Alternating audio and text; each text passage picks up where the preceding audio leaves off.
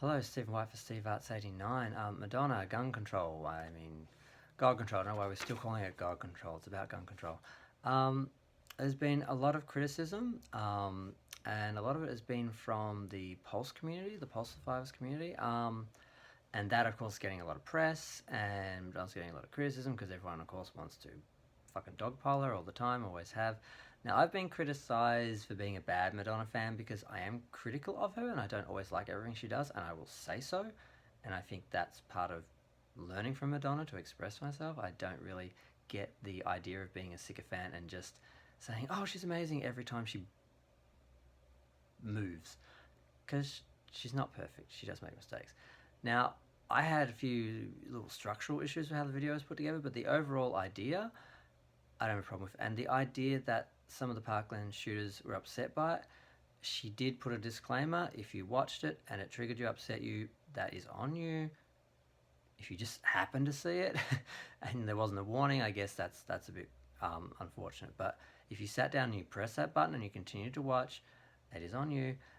Which is what one of the other because Brandon Wolf and Patience Carter are two of the ones who've come out against it. Emma Gonzalez unfortunately has also come out about it. She was the one who had the little section in I Rise where they took a audio clip of her speaking. She thought it was fucked up and she had some issues with it, but she also kind of saw what Madonna was doing, I think, but she also didn't like the way she was doing it. I did read the interviews and that, but I did feel like they were being a little too critical because, like I said, they didn't have to watch the video.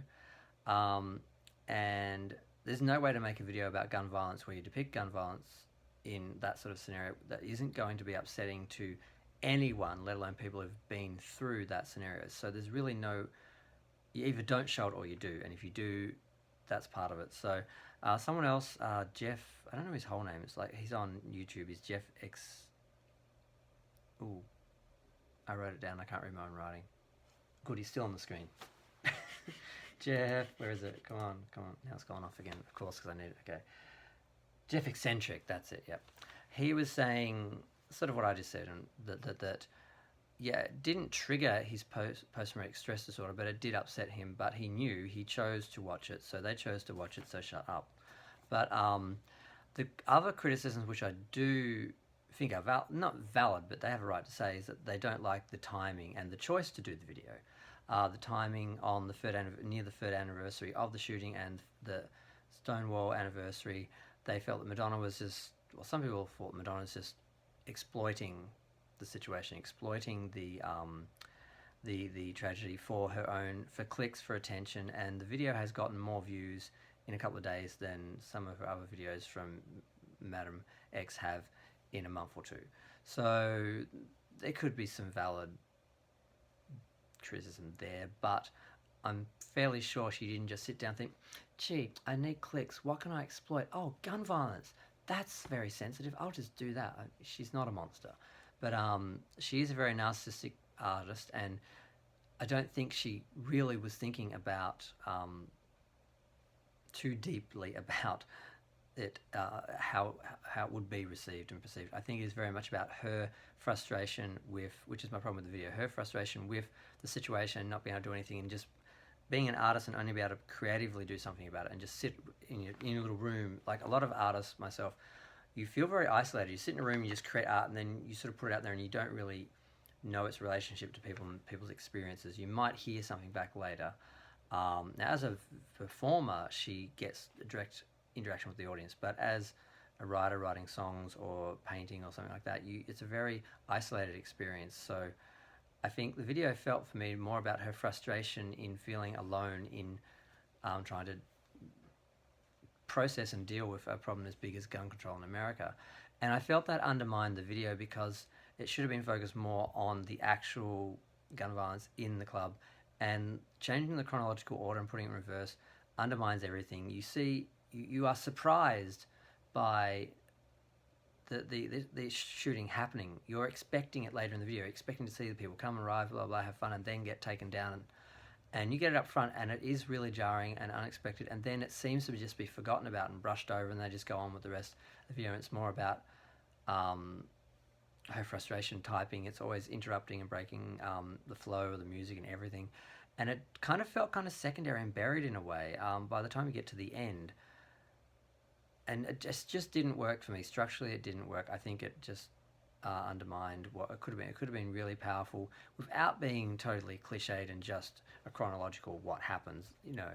But I thought when we saw those shots of the shooting, literally the bullets and that was just foreshadowing, and we would see more of it later, and it would be more structured and would have more meaning and substance, and you would have some sense of the people who were being killed and that they mattered or that they were somebody, instead of just when you see it, it doesn't work for me. So that's my main criticism.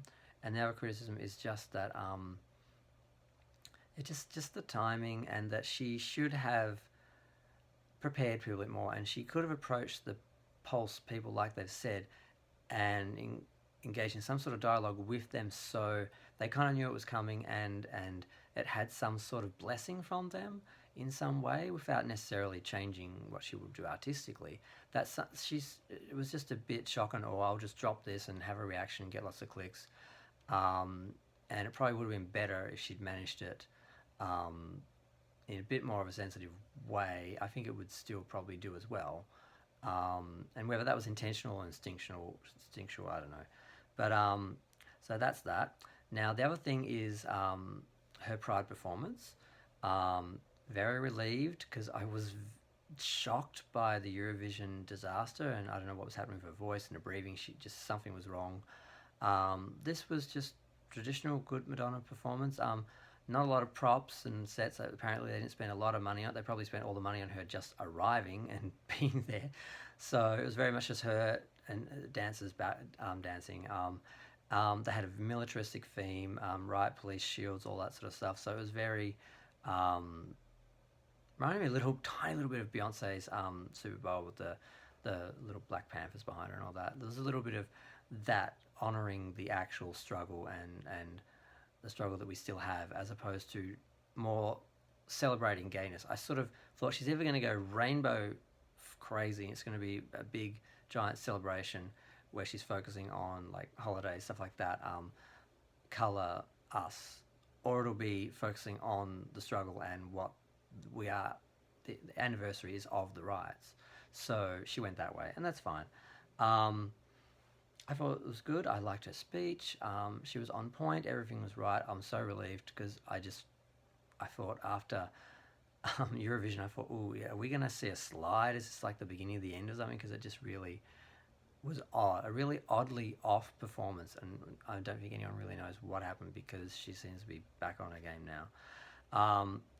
Now, so far as the album, I've had a couple of weeks to live with it now. I didn't like most of it. I reacted fairly badly to some of it, and I said that in my reviews, and a few people were like, "You're not even how are you a Madonna fan?" Well, yes, I love Madonna, in spite of shit she does I don't like. That's why I'm a true Madonna fan, because I love her regardless. Love is unconditional. You don't just love them when they're popular and they're good and they're doing what you like.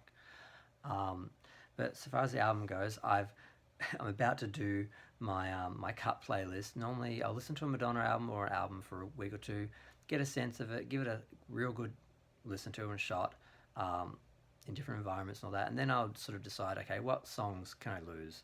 What songs do I actually want to hear every day, and what songs I don't? And for Madam X, I've gotten it down to Medellin, Dark Ballet, God Control, Crave, Crazy, Come Alive, Extreme Occident, I Don't Search, I Find, Looking for Mercy, and I Rise.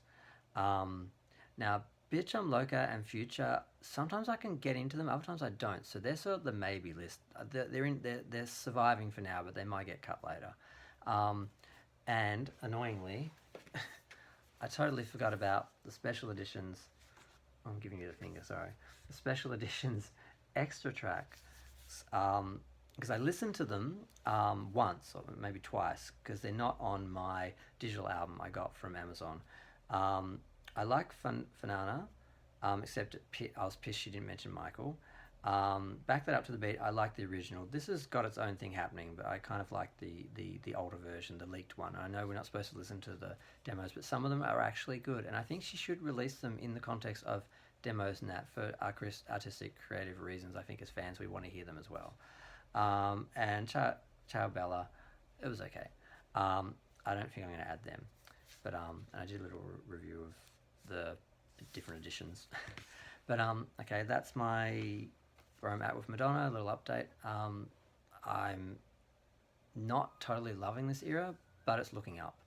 Um, and things are growing on me, or it's Stockholm or something. I'm being conditioned. I'm not sure what it is, but a lot of fans I've met have bitched about the album, and I've actually found myself defending the album and Madonna as I always traditionally do. Um, so there, I don't hate Madonna. Um, but yeah, I'm just going to leave it there. Feel free to comment, like, subscribe. I like comments. I like to know what people think. I do. I like talking about this stuff, and it's always good when that's two-way. Thanks. Bye.